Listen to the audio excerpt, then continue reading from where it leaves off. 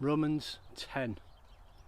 Brothers, my heart's desire and prayer to God for the Israelites is that they may be saved.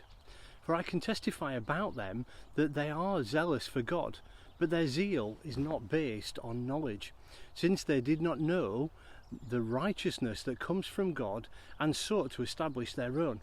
They did not submit to God's righteousness. Christ is the end of the law, so that there may be righteousness for everyone who believes. Moses describes in this way the righteousness that is by the law. The man who does these things will live by them.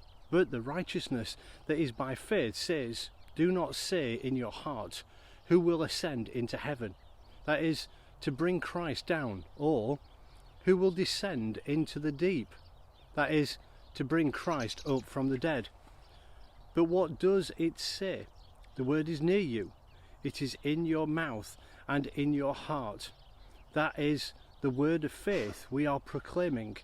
That if you confess with your mouth Jesus is Lord and believe in your heart that God raised him from the dead, you will be saved.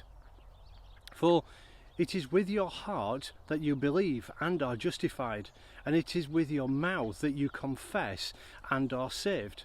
As the scriptures say, anyone who trusts in him will never be put to shame. For there is no difference between Jew and Gentile. The same Lord is Lord of all, and richly blesses all who call on him. For everyone who calls on the name of the Lord will be saved.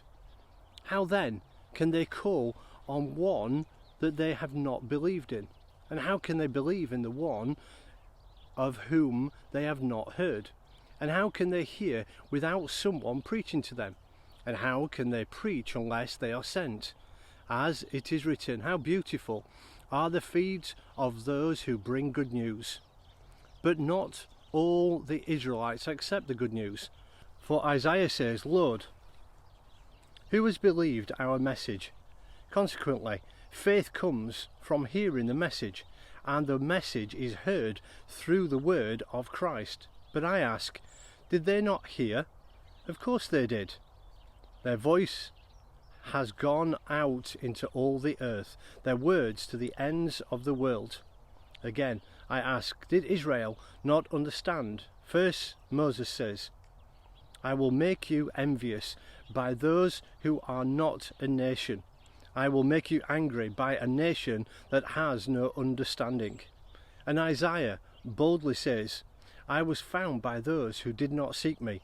I revealed myself to those who did not ask for me. But concerning Israel, he says, all day long I have held out my hands to disobedient and obstinate people.